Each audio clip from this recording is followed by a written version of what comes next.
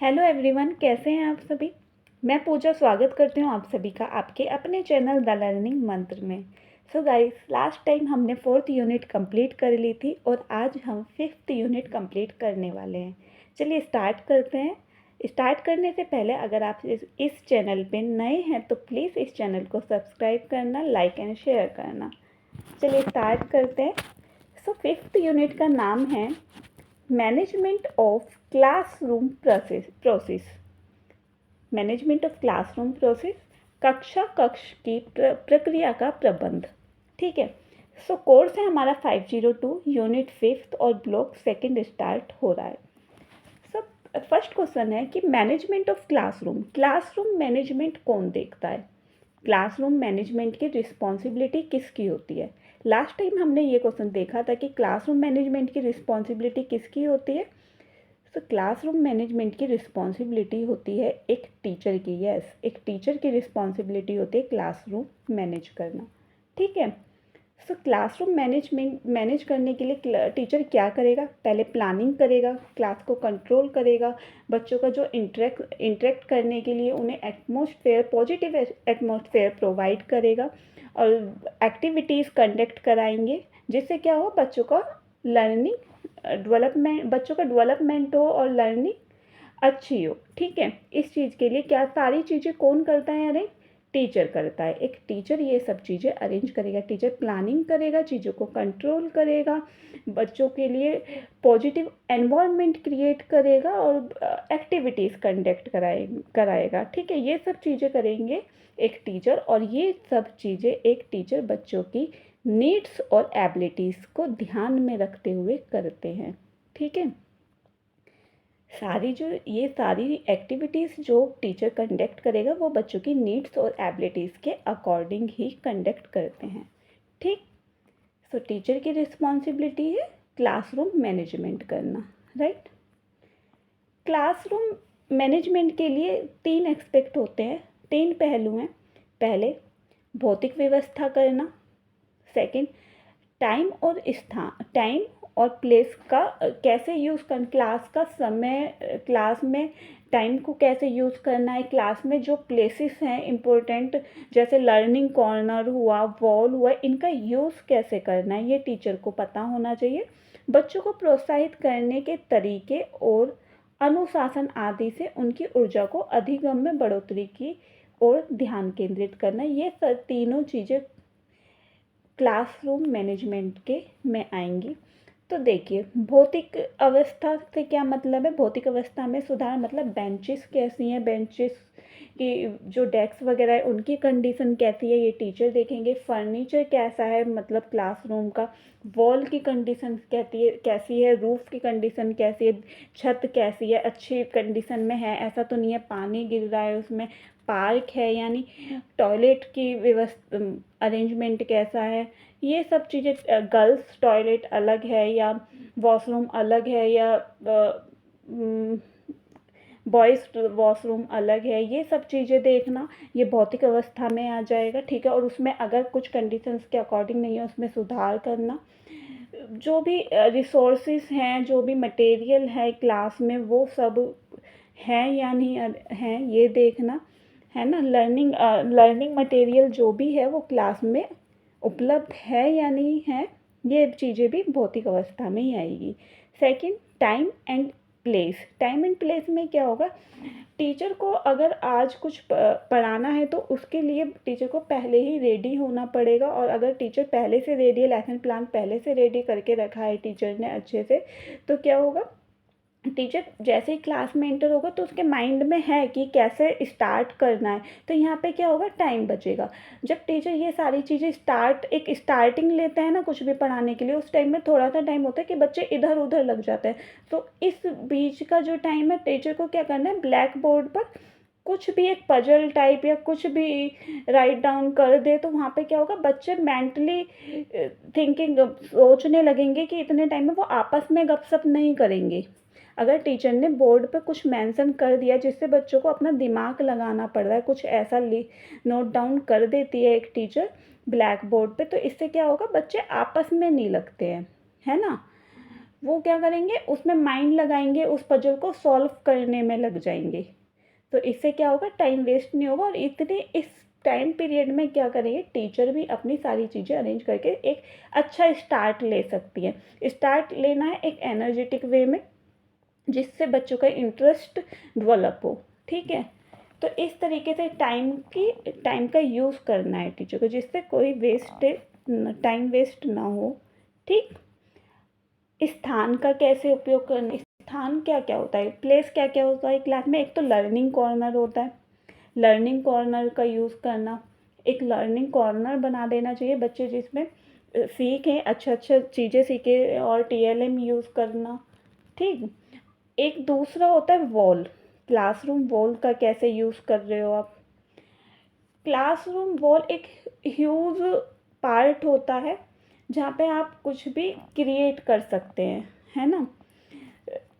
और इस वॉल पे आपको जो है ना एक छोटा सा पार्ट छोड़ना है ब्लैंक, जिसमें बच्चे खुद से कुछ क्रिएट करें। आप बहुत सारा आप वॉल पे क्या कर सकते हैं, पेंट कर सकते हैं, टीएलएम ऐड कर सकते हैं, है ना। ऐसी ऐसी चीज़ें, मैसेज बोर्ड लगा सकते हैं, है ना। ये सब चीज़ें आप कर सकते हैं, इस सब चीज़ों के लिए आप वॉल का यूज़ कर सकते हैं। लेकिन इम्पोर्टेंट चीज़ ये है कि वॉल, जब भी आप वॉल का यूज़ कर रहे हैं, एज ए टीचर करा रहे हैं बच्चों के लिए, तो वॉल का एक छोटा सा पार्ट आपको ब्लैंक छोड़ना होता है। आप क्या करेंगे, ब्लैंक छोड़ेंगे, और इस ब्लैंक पार्ट में बच्चे खुद से कुछ क्रिएट करें, खुद से अपना दिमाग, क्रिएटिविटी दिखाएं। बच्चे खुद से कुछ क्रिएट करेंगे तो वो क्रिएटिव बनेंगे। तो ये छोटा सा पार्ट वॉल का खाली छोड़ना चाहिए, और बाकी आप टीएलएम यूज़ करके वहाँ पे कुछ क्रिएट करा सकते हैं बच्चों को। ठीक है, ऐसे आप वॉल का और टाइम का यूज़ कर सकते हैं। बच्चों को प्रोत्साहित करने के तरीके, आप बच्चों को प्रोत्साहित, मोटिवेट किस किस तरीके से कर सकते हैं, ये आपको ध्यान रखना चाहिए। जैसे आप वॉल पे एक बोर्ड लगा देते हैं, जैसे डिसिप्लिन मेंटेन करना है, ये बहुत ज़्यादा बेसिक फैक्टर है क्लास में, डिसिप्लिन मेंटेन कराना, जिससे बच्चों, डिसिप्लिन मेंटेन कराना ये बड़ी चीज़ नहीं है, बच्चे स्व अनुशासन सीखे, ये सेल्फ डिसिप्लिन में रहें, ये ज़्यादा इम्पोर्टेंट है।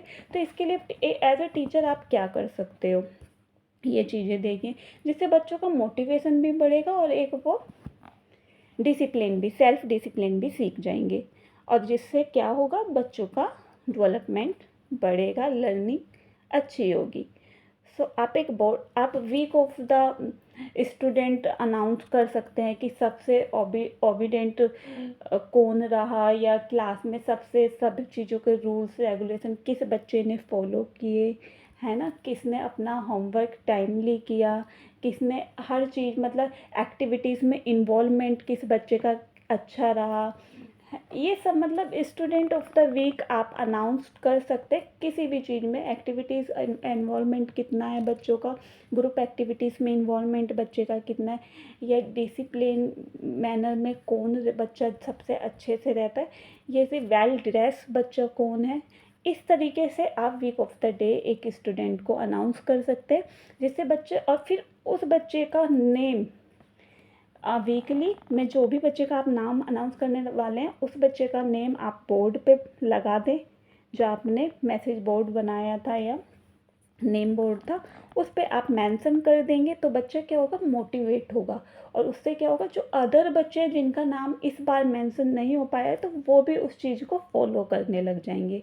तो इससे क्या होगा, बच्चे मोटिवेट होंगे, वो बच्चा भी मोटिवेट होगा, और जिसका नाम नहीं आया वो भी मोटिवेटेड होगा। ठीक, और इससे क्या आएगा, सेल्फ डिसिप्लिन भी मेंटेन हो जाएगा बच्चों में।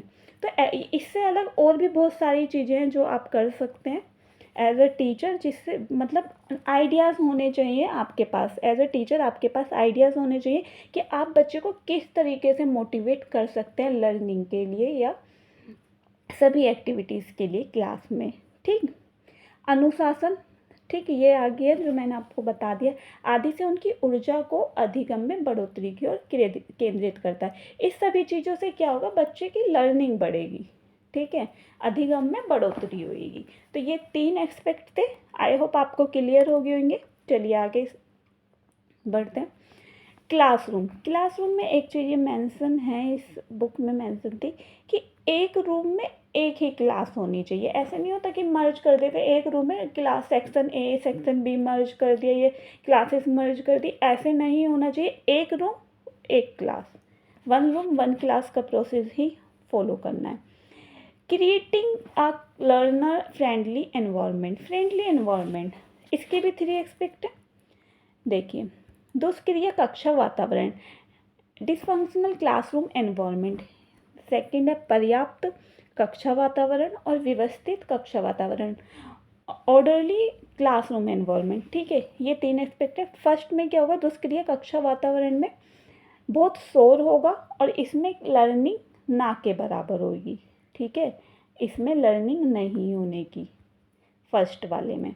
ठीक है, क्योंकि इसमें नॉइस बहुत ज़्यादा हो रहा है, बच्चे बहुत शोर मचा रहे हैं, क्लास पूरी तरीके से अव्यवस्थित है, ऑर्डर में नहीं है, जिससे क्या इफेक्ट, जिसका इफेक्ट पड़ रहा है बच्चों की लर्निंग पे, लर्निंग नहीं हो पा रही है। सेकंड है पर्याप्त कक्षा वातावरण।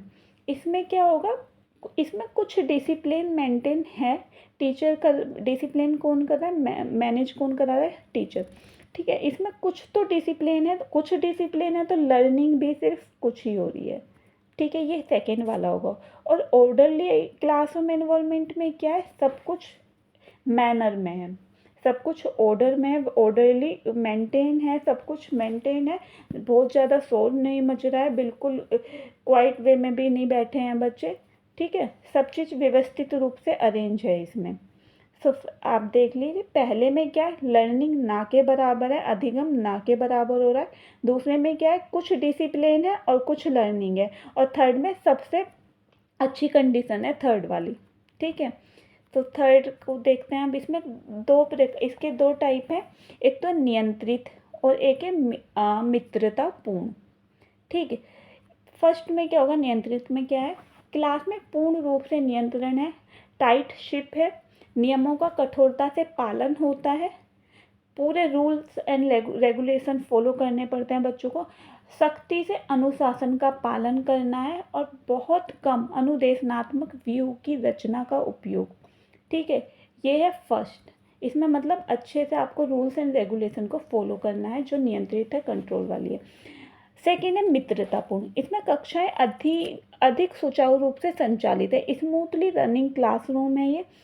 कुछ ढीली संरचना, इसका इंग्लिश देखे, लूजर बट नॉट लूज। ठीक है, कुछ ढील दी जाएगी लेकिन बिल्कुल ही लूज बच्चों को नहीं छोड़ा जाएगा, नहीं तो वो कौन सी हो जाएगी कंडीशन, लूज वाली पूरी फर्स्ट वाली हो जाएगी, जिसमें अधिगम हो ही नहीं पा रहा अगर आप बिल्कुल ही ढील छोड़ देंगे तो।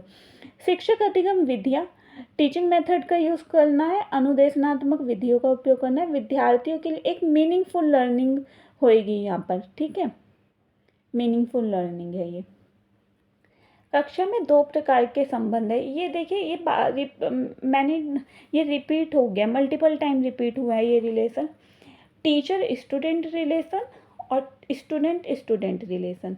तो इसमें ज़्यादा इम्पोर्टेंट तो दोनों ही रिलेशन है, लेकिन ज़्यादा इम्पोर्टेंस दी गई है स्टूडेंट स्टूडेंट रिलेशन। ठीक है, ये ध्यान रखना।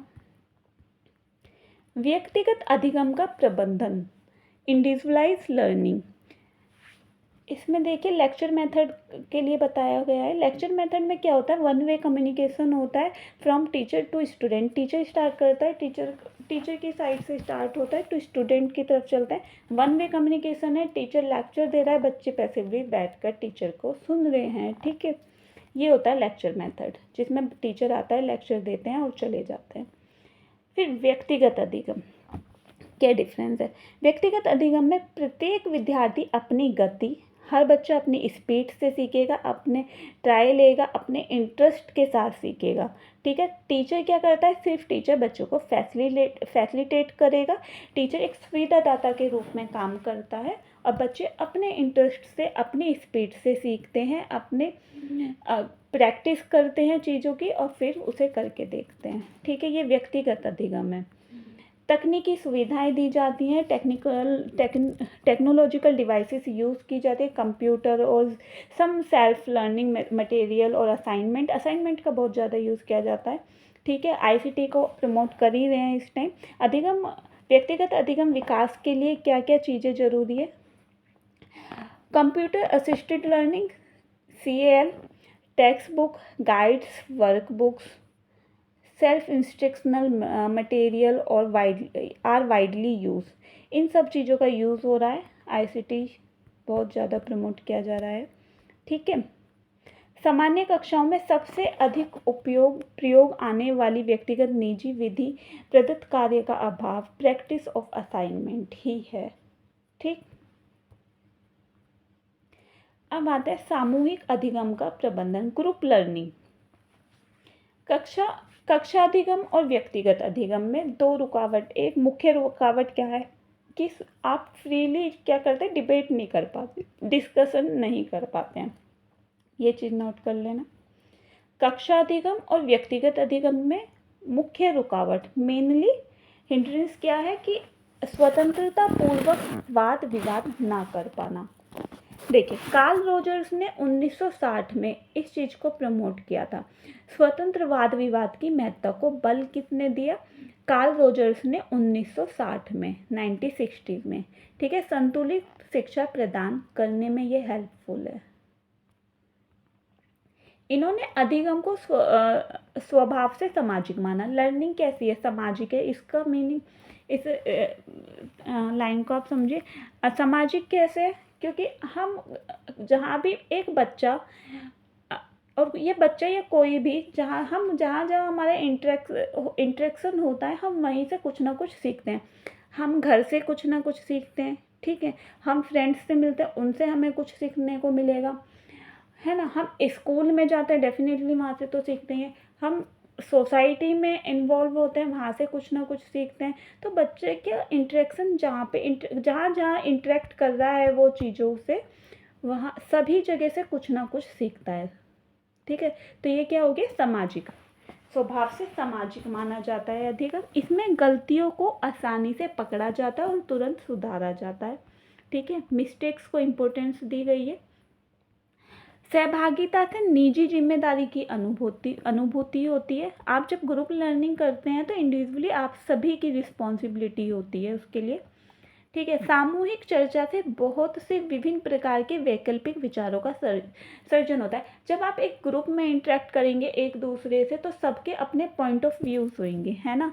आप जब ग्रुप में इंटरेक्ट करते हैं as a person, as a group member, तो इस ग्रुप में जब आप इंटरेक्ट करेंगे तो सभी का अपना पॉइंट ऑफ व्यू होगा, है ना। सब अपनी थिंकिंग क्या करेंगे, शेयर करेंगे, है ना। सब अपने आइडियाज़ देंगे।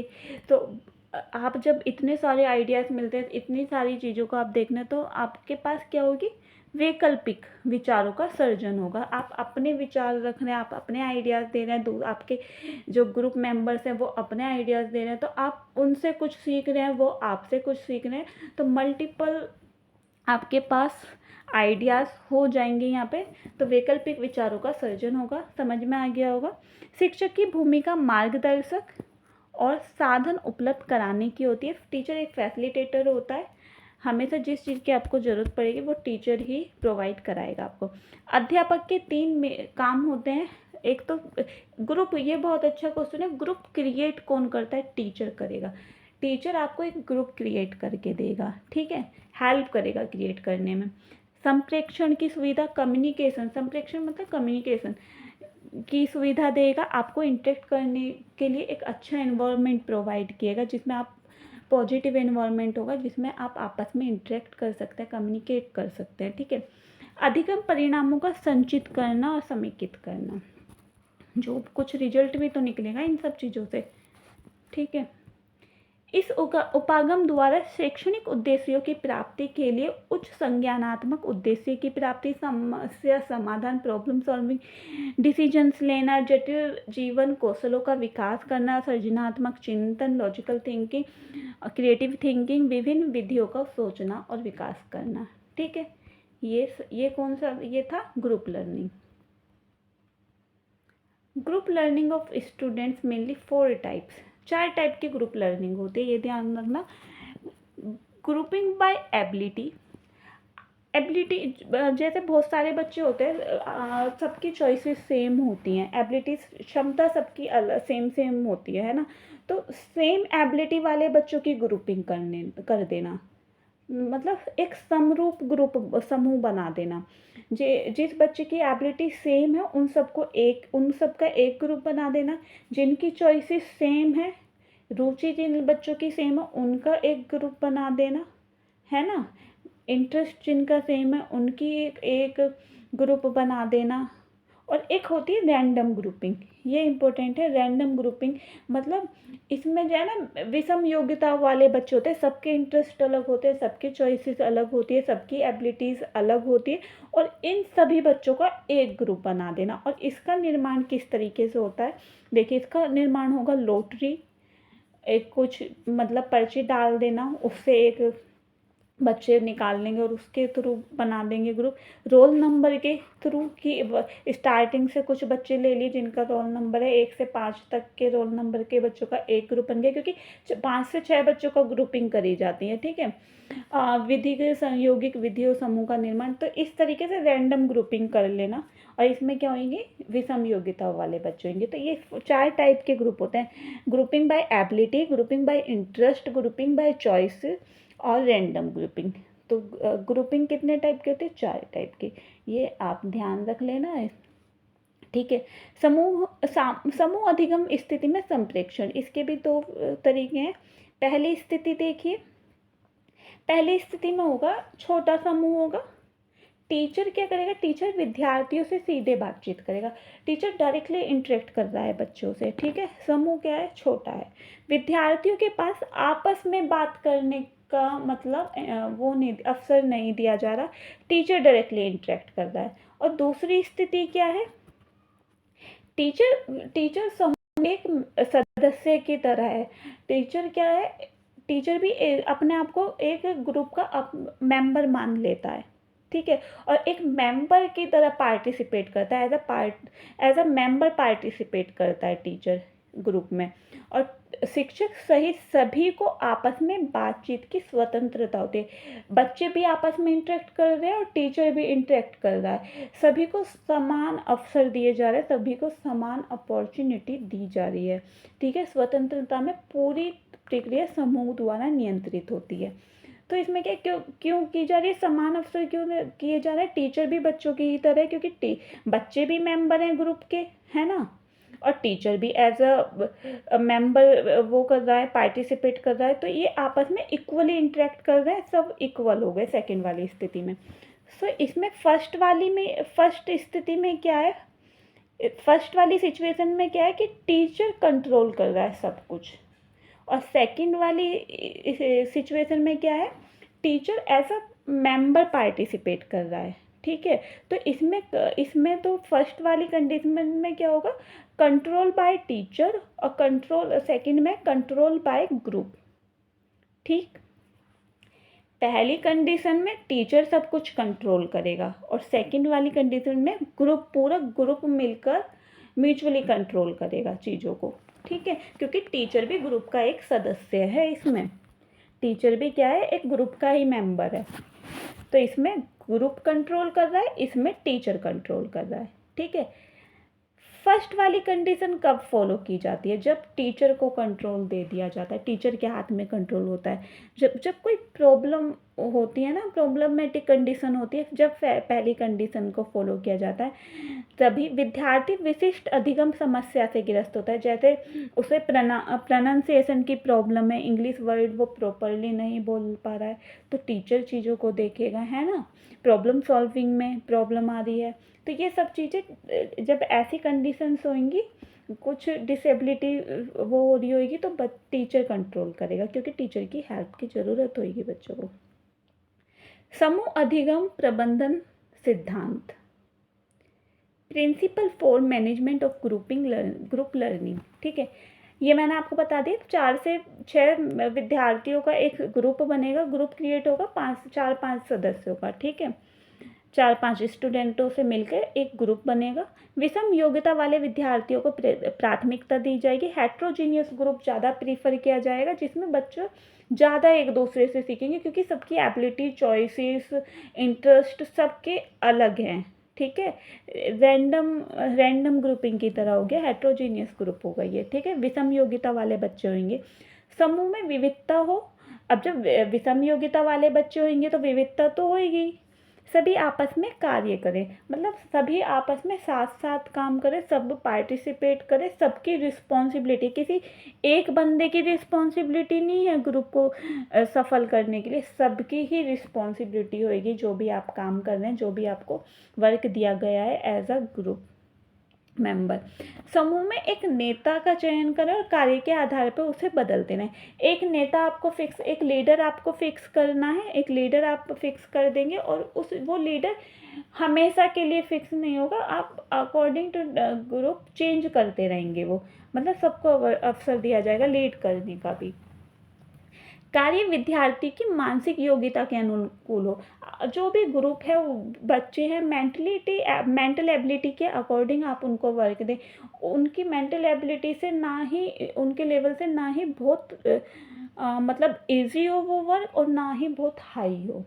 इतना इजी भी ना हो कि बच्चों को इंटरेस्ट ही ना आए, फट से ऐसे ही कर दें, दिमाग ही ना लगाना पड़े, और इतना भी हाई ना हो कि बच्चे को बिल्कुल समझ से बाहर ही हो, बिल्कुल अनुकूल हो, मतलब उनकी मेंटल एबिलिटी के अकॉर्डिंग वर्क दिया जाए बच्चों को। समूह में प्रत्येक विद्यार्थी की सहभागिता सुनिश्चित, जैसे कि मैंने अभी बताया आपको कि ग्रुप में जब आप पार्टिसिपेट करेंगे सबकी रिस्पॉन्सिबिलिटी होगी, सबको पार्टिसिपेट करना है। किसी एक लीडर की रिस्पॉन्सिबिलिटी नहीं है, लीडर की है लेकिन सिर्फ लीडर की नहीं है, सबकी एज अ ग्रुप मेंबर आप सबकी रिस्पॉन्सिबिलिटी होगी। वाद विवाद के लिए स्वतंत्र वातावरण, डिबेट के लिए, डिस्कशन के लिए एक पॉजिटिव एनवायरनमेंट टीचर को देना है क्रिएट करके। विद्यार्थियों को समस्या समाधान में एक दूसरे की हेल्प करने दें। जब कोई प्रॉब्लम ग्रुप बनाएंगे तो ग्रुप में कुछ तो वर्क दिया जाएगा जो प्रॉब्लमेटिक होगा और जिसे बच्चों को सॉल्व करना होगा। और जब वो बच्चे सॉल्व करेंगे तो आपस में इंटरेक्ट करेंगे तो सब अपने आइडियाज़ देंगे, तो बात करेंगे, तो टीचर को ऐसा करने देना चाहिए, एक दूसरे की हेल्प करेंगे, वो सीखेंगे, तो हेल्प करने दें। उनके सुझावों को सुने, जो भी टीचर बच्चे जो भी आइडियाज़ दे रहे हैं उन्हें ध्यान से सुनो, पेशेंस के साथ सुनो और उस पर अपना रिस्पॉन्स भी दो। ऐसा नहीं कि बच्चे ने कुछ बोला और आप रिस्पॉन्स ही नहीं कर रहे हो, है ना, रिस्पॉन्स भी करना है। इससे बच्चा क्या होगा, मोटिवेट होगा, right. Principle of for management of group learning ये थे, आपको समझ में आ गया होगा। Management of time and space for classroom learning. Classroom learning के लिए मैनेजमेंट ऑफ टाइम और स्पेस, थोड़ा सा हमने अभी इसके बारे में पीछे पढ़ा है। कक्षा अधिगम के लिए समय और स्थान का प्रबंधन। Time management is setting and following a schedule in order to organize and prioritize the activities that are to be conducted in the classroom। Management क्या होता है कि सब चीज़ें सेटिंग करना, फॉलो करना, एक शेड्यूल फॉलो किया जाता है जिसमें सब चीज़ एक ऑर्डर में ऑर्गेनाइज की जाए, सब चीज़ जहाँ प्लेस पर रखी हो, सब चीज़ें सीटिंग अरेंजमेंट बिल्कुल ऑर्डर में हो, है ना, ये सब चीज़ें सही ऑर्डर में ऑर्गेनाइज की जाएंगी और एक्टिविटीज़ जो कंडक्ट कराई जाएगी ये सब चीज़ें क्लासरूम में होती है। इसमें क्या होगा, टाइम और स्पेस बहुत ज़्यादा इम्पोर्टेंट रोल प्ले करता है, ये इसमें बताया जाएगा कि इम्पोर्टेंस क्या है टाइम और स्पेस की क्लासरूम मैनेजमेंट में। देखिए, management of time, class period activities, adjust seat arrangement, arrange TLM, explain concept. आप सबसे पहले सीट अरेंजमेंट करेंगे, TLM अरेंज करेंगे, कॉन्सेप्ट एक्सप्लेन करेंगे with the help of TLM, ask questions and correct the response. आप बच्चों से क्वेश्चंस पूछेंगे, अगर वो सही है तो उसे प्रेस करेंगे, उसे रिवॉर्ड करेंगे, है ना, थोड़ा मोटिवेट होगा जिससे वो, अगर वो करेक्ट नहीं है तो आप उसको सही करेक्ट रिस्पॉन्स देंगे, ठीक है, उसे ठीक भी तो करना है। Demonstration concept and process with TLM, आप बच्चों को चीज़ें करके दिखाएंगे TLM के थ्रू, जिससे बच्चों को ज़्यादा क्लियर हो। TLM की हेल्प से आपको चीज़ें कॉन्सेप्ट क्लियर करना है। Right and draw figures on the black board, साथ के साथ आप ब्लैक बोर्ड पर भी राइट डाउन करते जाएंगे, ठीक है। फिगर बनाएंगे। जब आप कॉन्सेप्ट एक्सप्लेन कर रहे हैं ना, तो आप पैसिवली खड़े होकर एक्सप्लेन ना करें, TLM का यूज़ करें, और साथ के साथ आपको पिक्चर भी ड्रॉ करनी है। जो भी आपको जैसे आप फॉर एग्जांपल मैं बहुत ही छोटे से बताती हूँ, जैसे आप एक सेकंड क्लास या फर्स्ट क्लास के बच्चों को आप एलिफेंट रीड करा रहे हो, तो एलिफेंट के बारे में अगर आप सेकंड क्लास के बच्चे को कुछ बता रहे हैं कि एलिफेंट क्या है, एक एनिमल है, उसके 2 कान होते हैं, ये होते हैं, तो आप उसने एक TLM यूज़ कर दिया या आप खुद TLM बन गए। आपने एक एलिफेंट की तरह आप एक्ट कर दिया, है ना, खुद TLM बन गए। अगर आप खुद नहीं एक्ट कर सकते तो आपके पास TLM के लिए एक छोटा सा हो हाथी, है ना, तो वो चीज़ आपने दिखा दी। आप साथ के साथ कॉन्सेप्ट क्लियर कर रहे हो, है ना। बच्चे भी तो कुछ आपको रिस्पॉन्स करेंगे। जो बच्चा करेक्ट रिस्पॉन्स कर रहा है तो आपने उसे ठीक मतलब उसकी तारीफ़ कर दी, गुड, वेरी गुड, कुछ भी। और अगर वो रिस्पॉन्स सही नहीं किया या कुछ भी मिस्टेक कर दिए तो आप उसको ठीक कर देंगे। करेक्टली ऐसे नहीं बोलेंगे, नहीं गलत ऐसे नहीं करना, है ना। फिर आप डेमोन्स्ट्रेशन कॉन्सेप्ट, जब कॉन्सेप्ट आप करके दिखाएंगे चीज़ों को TLM की हेल्प से, फिर आप जो भी आप पढ़ा रहे हैं, जैसे एलिफेंट बना रहे हैं, तो उसकी पिक्चर भी आपको ड्रॉ करनी है, और जो जो पॉइंट्स आप बता रहे हो उसे राइट डाउन कर दो, एक्सप्लेन कर दो वर्ड्स को बोर्ड पे। और फिर लास्ट में आपको क्या करना है, ग्रुप एक्टिविटीज़ करा दो, जिससे बच्चे बिल्कुल ही इन्वॉल्व हो जाएंगे और उन्हें कॉन्सेप्ट बहुत अच्छे से क्लियर हो जाएगा। तो ये आपको ये सारी चीज़ें जो आपको एक्सप्लेन की गई, क्लास पीरियड एक्टिविटीज़, इसकी एक टाइमिंग भी होती है। This all activities and more, इससे कुछ और ज़्यादा भी हो सकती हैं एट ए टाइम जो चीज़ें आ जाती हैं। पीरियड ऑफ 40 to 50 मिनट्स, ये 40-45 मिनट के अंदर आपको ये सारी चीज़ें करनी होती है। तो चैलेंजिंग तो है, ठीक है, लेकिन एक ऑर्डर में करना होगा जिससे बच्चों को क्लियर हो जाए। ये सब चीज़ों का यूज़ करते हुए आपको कॉन्सेप्ट क्लियर करना है। अधिगम समय और विद्यार्थियों के अधिगम एवं विकास के बीच संबंध क्या है? टाइम का क्या संबंध है जब आप लर्निंग करा रहे हैं? बहुत, जब इन्होंने फिक्स ही कर दिया तो बहुत ही संबंध है। किस तरीके से टाइम यूज़ कर रहे हैं, बच्चे कैसे यूज़ कर रहे हैं, अब टीचर एज ए टीचर आप कैसे कर रहे हो उस टाइम को यूज़। क्योंकि अगर अच्छे से यूज़ होगा तो बच्चे बहुत अच्छा सीख सकते हैं, नहीं होगा तो टाइम ऐसे ही निकल जाएगा। विद्यार्थियों की उपलब्धि में वृद्धि होती है। अगर टाइम का आप करेक्टली यूज़ कर रहे हो तो डेफिनेटली उनकी उपलब्धि में वृद्धि होएगी। जब वे अधिगम क्रियाकलापों, जो भी लर्निंग एक्टिविटीज़ कर रहे हैं, जैसे प्रयोग करना, अवलोकन करना, अभ्यास प्रैक्टिस करना, डिस्कशन करना, समस्या समाधान पढ़ना आदि में अधिक समय व्यतीत हो रहा है। अगर वो क्लास में इन सब चीज़ों में टाइम स्पेंड अच्छा ज़्यादा कर रहे हैं तो क्या होगा, विद्यार्थियों की वृद्धि होगी, अधिगम वृद्धि होगी, ठीक है। सभी विद्यार्थियों का अधिगम क्रियाकलापों में व्यतीत हुआ समय सभी कक्षाओं में अलग अलग होता है। सबका इक्वली थोड़ी ना हो जाएगा, सभी का अलग अलग होगा और अलग अलग वे में होगा, ठीक। मतलब ये क्लासेस के अकॉर्डिंग होगा। अब देखिए, according to RT act 2009, class first to fifth के लिए 800 आवर्स एंड क्लास 6 to 8 के लिए 1000 आवर्स फिक्स हैं, ठीक है। RT एक्ट, आई होप अब ये तो सभी ने पढ़ा है RT एक्ट, ठीक है। मैनेजमेंट ऑफ क्लासरूम स्पेस, हमने टाइमिंग देख लिया, स्पेस, कक्षा के स्थान का प्रबंधन। देखिए, अब well organised and furnished classroom, class कैसी होनी चाहिए, सुसंगठित और सुसज्जित, सब चीज़ ऑर्डर में ऑर्गेनाइज हो, अच्छे से ऑर्गेनाइज करके रखी हो आपने, और फर्निश्ड हो, सब चीज़ें प्लेस पर हों, ऐसे ही इधर उधर सीट्स ना हो रही हो, बुक्स की जगह पे हो, है ना, ये सब चीज़ें, लर्निंग कॉर्नर अच्छा से हो। तो क्लास कैसा होना चाहिए, एक ऑर्डर में होना चाहिए और बहुत अच्छा सा सुसज्जित होना चाहिए। Positive environment, sure all necessary item are in place, सभी चीज़ें अपने स्थान पर या जगह पर ही रखी होनी चाहिए, इधर उधर बिखरी ना हो, जिससे क्लास सुंदर क्लास दिखे। मतलब classroom furniture and floor space, different seating arrangement, different seating arrangement हो सकता है, क्या क्या हो सकता है, एक लीनियर रो हो सकता है, सीधी लाइन, सेमी सर्कल हो सकता है, सर्कल हो सकता है, ठीक है। 3 बताइए इसमें, एक लीनियर वे में होगा, सेमी सर्कल हो सकता है और एक हो सकता है सर्कल। तो ये सीटिंग अरेंजमेंट आप किसी भी तरीके से कर सकते हैं।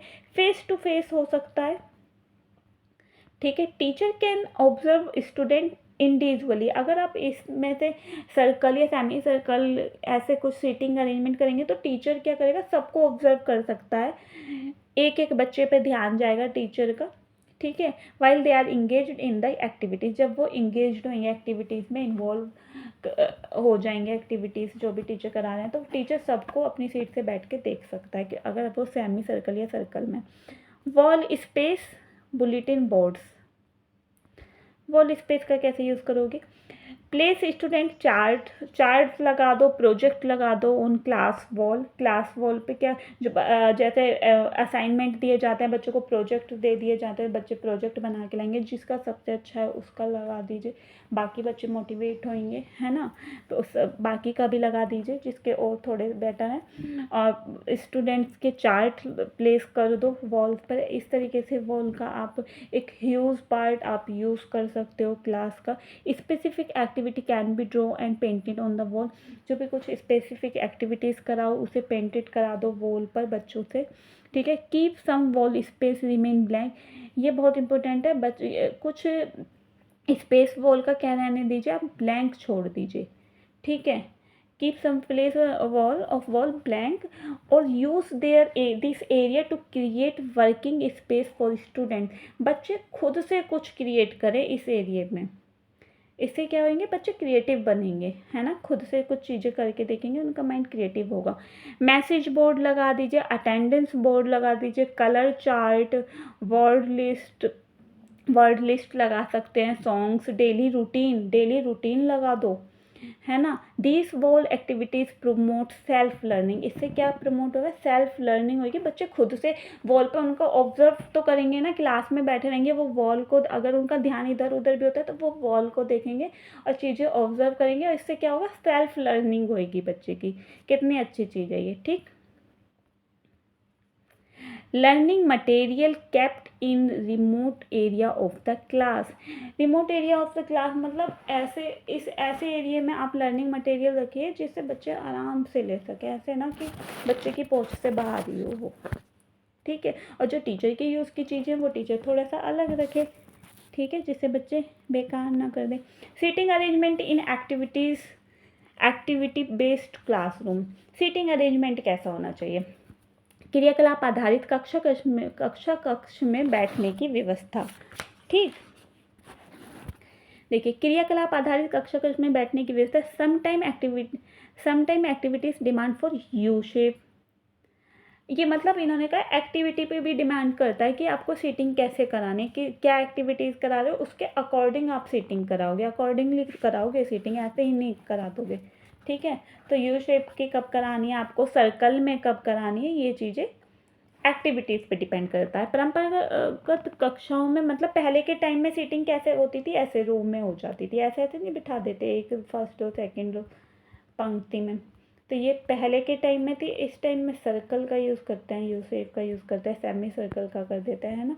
अध्यापक प्रदर्शन के लिए बैठने की व्यवस्था अगर आप कहानी सुना, अब ये देखिए बहुत चीज ध्यान से देख लेना, इससे क्वेश्चन पूछा जाता है, ये बहुत इंपॉर्टेंट है।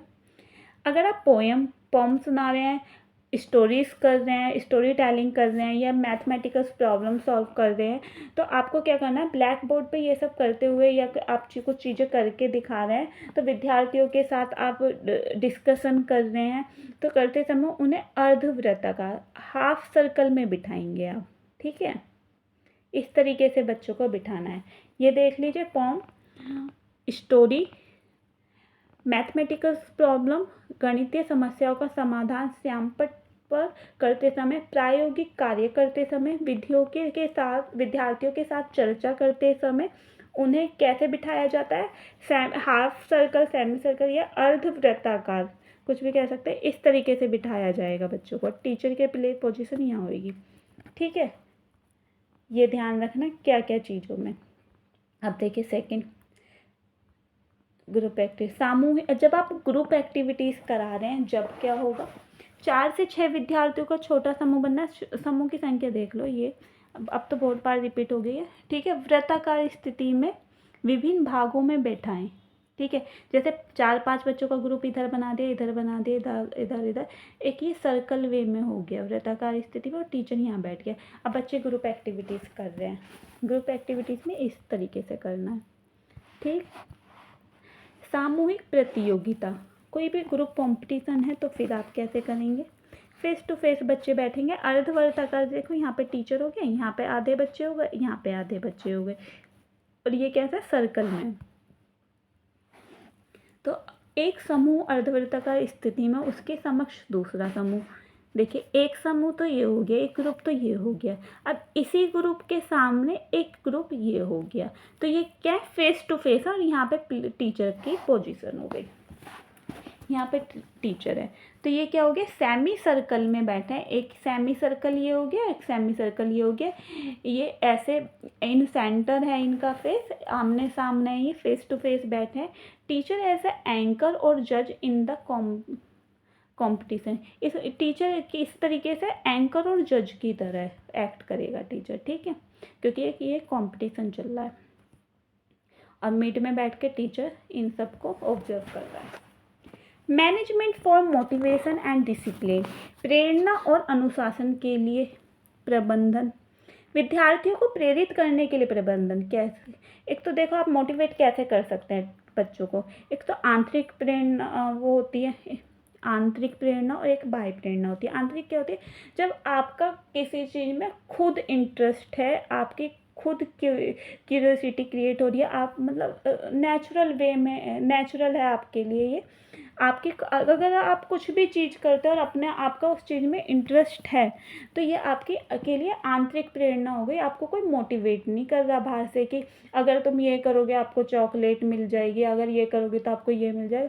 उसके लिए आपको कोई रिवॉर्ड नहीं चाहिए, आपका खुद का इंटरेस्ट है, तो ये क्या होगी, आंतरिक प्रेरणा हो गई। बाह्य प्रेरणा, जिस पर आप डिपेंड करते हैं, पुरस्कार, पारितोषिक, लाभ, पहचान। ये पहचान वर्ड ध्यान रखना। प्रतियोगिता, प्रतियोगिता कंपटीशन करते हैं, उसमें भी तो रिवॉर्ड की हमें लालसा होती है।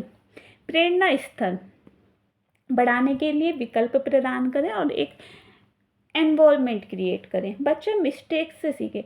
मिस्टेक्स को देखो, हमें बच्चों की मिस्टेक को बहुत इंपॉर्टेंट दी जाती है सभी जगह, ठीक है। रचनात्मक वातावरण, स्वमूल्यांकन, बच्चा खुद भी सेल्फ इवेल्युएट भी करे अपनी चीज़ों को, सेल्फ इवेल्युएशन भी आना चाहिए बच्चों के लिए, है ना। स्वमूल्यांकन के लिए उत्साहित पुरस्कार का प्रयोग, विद्यार्थियों की सभी क्रियाकलापों में भागीदारी, सभी चीज़ों में बच्चे पार्टिसिपेट करें, ठीक है, सभी क्रियाकलापों में भागीदारी। कक्ष में अनुशासन प्रबंधन, अध्यापक विद्यार्थी के बीच सकारात्मक संबंध, बच्चे और स्टूडेंट और टीचर के बीच सबसे पहले एक पॉजिटिव बॉन्ड होना बहुत ज़रूरी है। और फिर बच्चों में मतलब डिसिप्लिन से ज़्यादा इम्पोर्टेंट है सेल्फ डिसिप्लिन आ जाए तो वो बेटर है। टीचर को कंट्रोल नहीं करना पड़ेगा हर टाइम, बच्चों में खुद से ही सेल्फ अगर डिसिप्लिन आ गया तो। प्रबंधन के रूप में अध्यापक की, अब टीचर का क्या रोल होगा मैनेजमेंट के लिए, टीचर का तो सारा ही रोल है। अधिगम क्रियाकलापों, सहायक शिक्षण सामग्री, बैठने की व्यवस्था, असेसमेंट, आकलन की प्रक्रिया की रचना करें। टीचर क्या करेगा, एक्टिविटीज़ कराएगा, ठीक है। TLM, teacher learning material, back seating arrangement करेगा। सीटिंग अरेंजमेंट हम देख चुके हैं कि कैसे कैसे होंगी, है ना, सर्कल, सेमी सर्कल और रोज में, है ना, फेस टू फेस कैसे होगा, और कौन सी सीटिंग कहाँ पे यूज़ होएगी, ये भी ध्यान रखना, ठीक है। जो अभी हमने देखी थी कि सीटिंग कहाँ पे कौन सी होएगी, ये चीज़ भी ध्यान रखना। स्टोरी टेलिंग हो रही है, मैथमेटिकल प्रॉब्लम सॉल्व कर रहे हैं तो सेमी सर्कल थी, ग्रुप में है तो आपकी सेमी वो साफ सर्कल में ही ग्रुपिंग कर दी जाएगी, है ना। कंपटीशन है तो फेस टू फेस वाली है, ये सब चीज़ें। और पहले के टाइम में रोज़ में होती थी। प्रोवाइड लर्निंग फ्रेंडली एनवायरनमेंट आपको क्रिएट करना है। Good care of the physical comfort, बच्चे के लिए फिजिकल कंफर्ट होना बहुत ज़रूरी है। और सिक्योरिटी ऑफ द स्टूडेंट्स, इन चीज़ों का भी ध्यान रखेगा, कंफर्ट और सिक्योरिटी का ध्यान रखना है। एज ए टीचर आपको टीम वर्क होना चाहिए। प्रत्येक विद्यार्थी की भागीदारी और सूचना प्राप्त करने का अधिकार है बच्चे को। अध्यापक विद्यार्थियों को स्वतंत्र चिंतन, लॉजिकल थिंकिंग, तथ्यों का परीक्षण करने की प्रवृत्ति को देने वाला होना चाहिए। ठीक है। कॉन्सेप्ट, विद्यार्थी से कक्षा में फ्रेंडली व्यवहार, सामूहिक प्रदर्शन में प्रत्येक छात्र की भागीदारी, हर बच्चे का इन्वॉल्वमेंट होना चाहिए। ऐसा नहीं कि ग्रुप में 5 बच्चे हैं तो ऐसा ना हो कि 3 बच्चे तो कर रहे हैं लेकिन 2 बच्चे बस बैड ग्रुप का हिस्सा है लेकिन कर कुछ नहीं रहे।